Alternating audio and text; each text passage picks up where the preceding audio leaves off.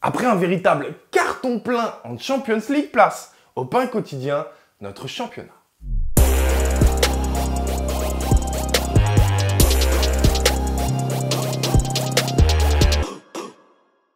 Je ne cesse de vous le répéter, le concept est très simple. Je pars sur 3 matchs que j'aime bien et parmi ces 3 matchs, eh bien, je vous partage les cotes qui me semblent intéressantes.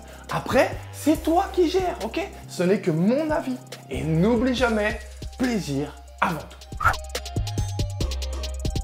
C'est la grosse affiche du samedi soir. Alors vous commencez à me connaître, on est tout de même au 7e épisode de cette rubrique. J'aime justifier mes choix en m'appuyant sur des chiffres et des statistiques. Là, je ne vais pas vous mentir, il n'y a rien de vraiment significatif. Si ce n'est que j'ai envie de m'appuyer sur mon expérience. L'expérience des saisons précédentes me fait dire que Lyon finit toujours ou presque ses fins de saison en boulet de canon. Quand je vois à quel point ils sont encore loin de leurs objectifs premiers, je ne serais pas étonné de les voir enchaîner de très bons résultats. Voilà pourquoi je me positionne sur la victoire lyonnaise.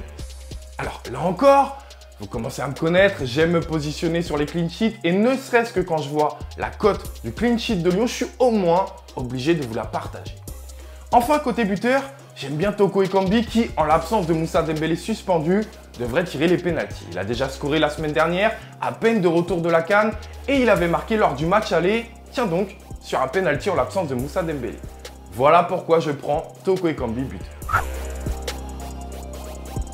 En voilà un match important, un match très intéressant. Alors certes, les deux équipes sont dans des objectifs diamétralement opposés. Quand l'un rêve d'Europe, l'autre lutte contre le maintien. Mais voilà deux équipes qui s'affrontent dans des périodes assez fastes. Saint-Etienne reste sur 3 victoires consécutives, chose qui ne leur était jamais arrivée en championnat, et accueille des Alsaciens qui, eux, sont sur 5 victoires sur leurs 6 derniers matchs.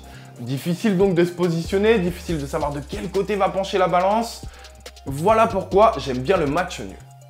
J'aime bien également les clean sheets, que ce soit celui de Strasbourg ou celui de Saint-Etienne. Je trouve les cotes très intéressantes, donc je me dois de vous les partager. Enfin, si on part du principe que j'aime bien le match nul, que j'aime bien les clean sheets, forcément, le score exact de 0-0 me plaît beaucoup. Alors attention, avec ce type de pari, on est clairement dans le pari risqué, donc allez-y mollo. Bon sans surprise, difficile de prendre autre chose que la victoire monégasque. Bordeaux, la nouvelle lanterne rouge du championnat, reste sur 4 défaites lors de ses 5 derniers matchs, avec pas moins de 18 buts encaissés. Sur les 24 journées de championnat, c'est pas moins de 61 buts encaissés. Bref, quand je vois l'armada offensive monégasque, je me pose pas beaucoup de questions et je pars sur la victoire de Monaco. Si on part du principe qu'il y aura du but, j'aime beaucoup la cote de Monaco qui marque lors des demi-temps. Je la trouve très belle, je sais pas ce que vous en pensez. Enfin, forcément, on a envie de partir du côté des buteurs. Et là, sans surprise, je vais pas me creuser la tête plus que ça. J'aime beaucoup Ben Yedder, il tire les pénaltys. Il a marqué 8 buts sur ses 10 derniers matchs. Pourquoi chercher plus loin? Alors, pas si bête, hein?